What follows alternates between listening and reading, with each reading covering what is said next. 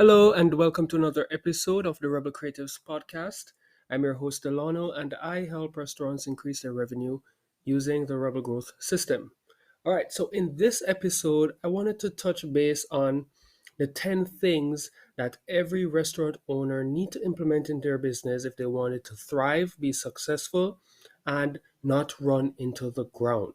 All right, so these are things that it's a given. You must be doing these one way or the other to be successful. All right, so let's dive right in.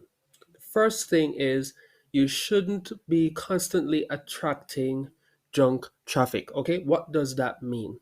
That means that you shouldn't be um, seen as that restaurant that offers crazy discounts all the time. All right, if you do that, you're just attracting the bargain getters. All right, these are persons who will just they will only support your business if they're getting a deal, if they're getting a bargain. You want people who are willing to come to your restaurant and buy into that unique experience that you have to offer, all right, and pay what it's worth.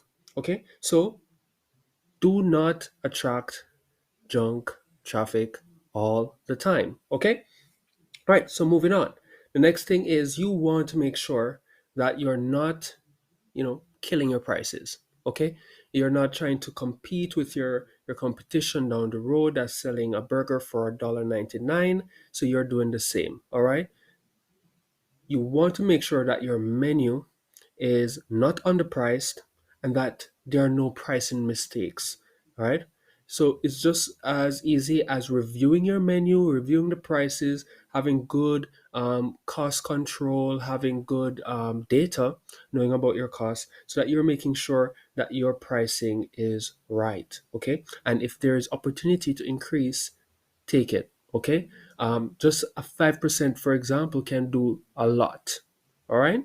So yeah, and just to put that into perspective, if you're selling your food items and you make $100, if your profit margin is $10, well 10%, sorry, then you make $10 as a profit, right? If you sell 100, if you raise your prices by 5% and you sell the same $100 worth, gross sale of food, now you're making you know 15% as opposed to the 10%. So now you're making $15 from that $100 in gross sale.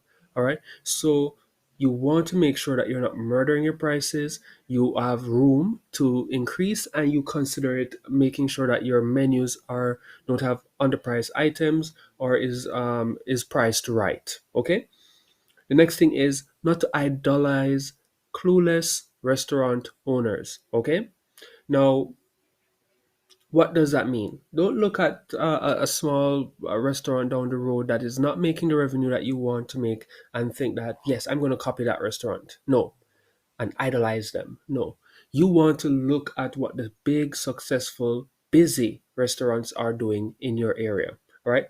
And if they can achieve it, you can too. But all you have to do is look at what they're doing, see how you are doing things, and see how you can model your activities to get the success that they're getting. Okay, so do not idolize the clueless restaurant owners who don't know how to make a proper coupon, who do not know how to attract new customers effectively, who are not increasing their decreasing their churn rate, or increasing their profit margin by having their own ordering system. They're doing everything by Groupon or Grubhub or whatever. So yes, that's the next thing. All right, next is you shouldn't follow the false persons out there who will tell you what to do. Like they tell you to do this or do that for your restaurant. For example, some persons will say, yeah, use Groupon to get great traffic. Don't follow those false prophets, right? Because Groupon is not the way to grow your restaurant, right? Most persons who have been relying on Groupon are now no longer in business, because with prices going up and all of those things, persons are looking to those persons, bargain getters. they're not buying from those restaurants anymore because bargains don't keep your restaurant doors open. Okay. Next is you must take care of your customers. All right, all the time. Um, they say the customer is always right. Just exercise that. Even if they're wrong, if it's something trivial, don't argue with your customers or anything like that. Try to appease them. It will cost you way less to deal with an unfair customer or an angry customer. However, that is good than to deal with them in a negative way. All right?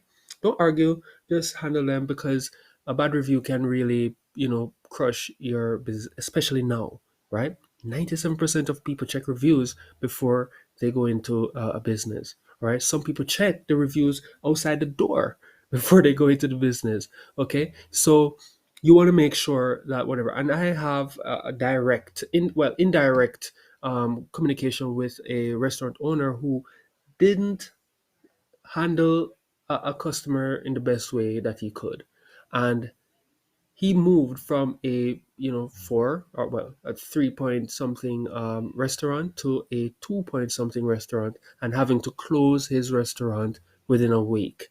All right, so you want to make sure that you're taking care of your customers at all time. All right, now you should compete with your competitors. Okay, you should. You're in the restaurant industry. Persons are out there, a restaurant down the street or wherever in your area, and you're playing the nice guy. No, you should compete with your competition. All right. It's good for the consumers and it's good for you when you win. All right, so always compete and make sure that you're better than your competition around, and that you're offering something unique. Your value is one of a kind. All right, and with that you should build a habit, disrupt the habit of your customers, and let them have the habit of coming to you instead of the competition. All right. Next thing is to um, love thy customers, like how you would love your family and yourself.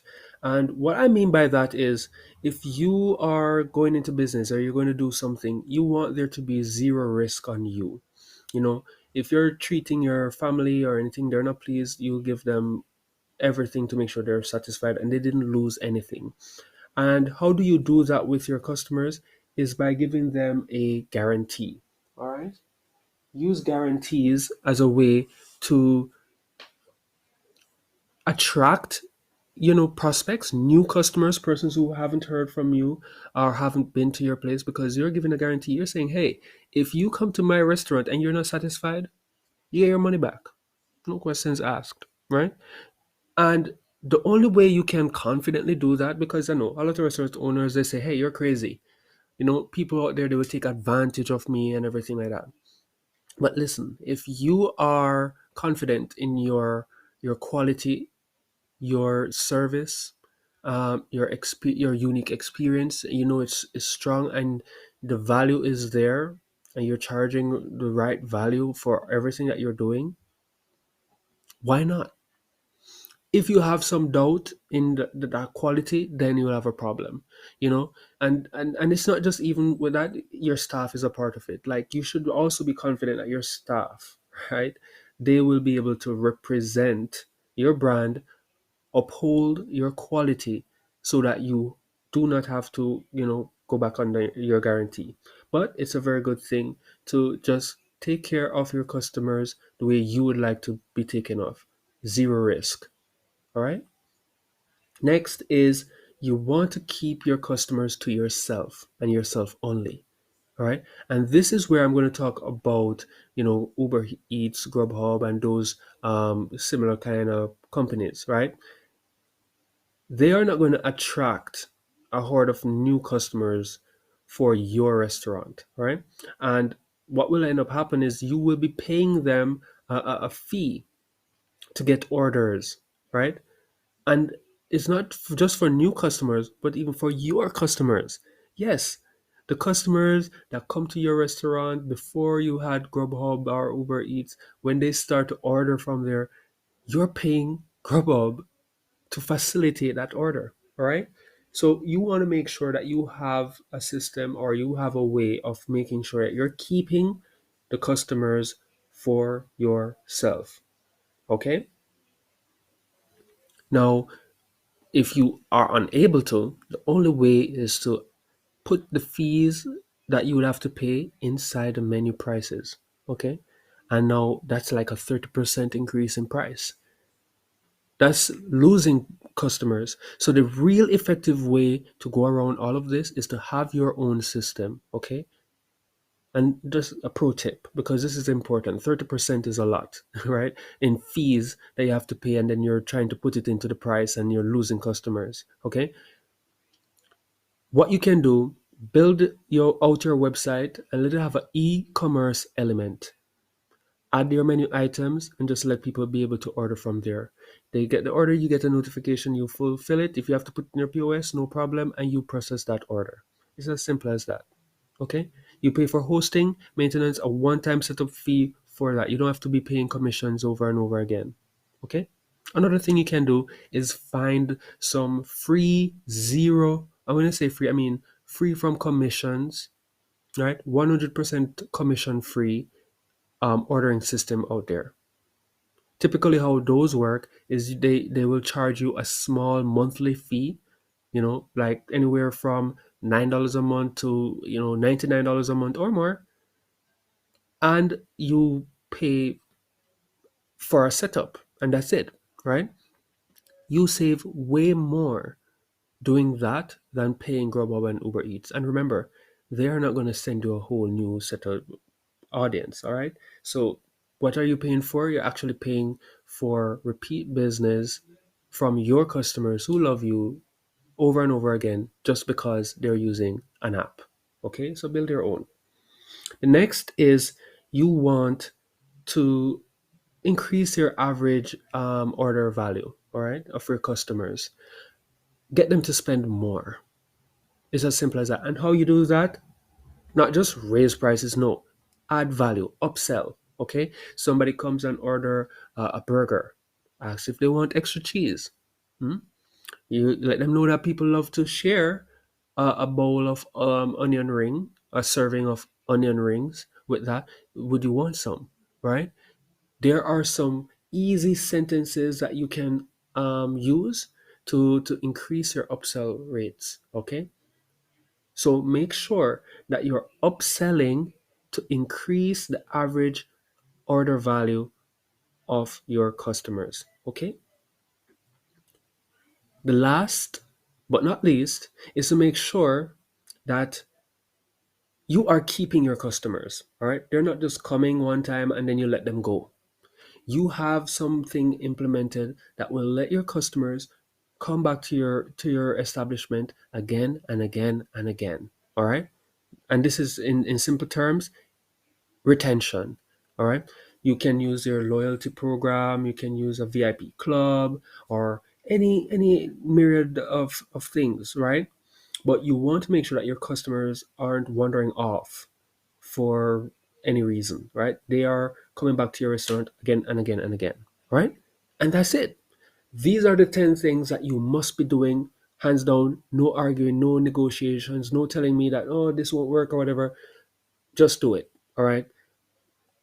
Re-listen to this, write down these things that you must do. But these are the things that successful independent restaurant owners are doing. All right, without any reservations. Make sure that you are doing these in your restaurant so that you can see growth, so that you can unlock your revenue potential and start to live the life that you want to live and have a legacy with your restaurant business.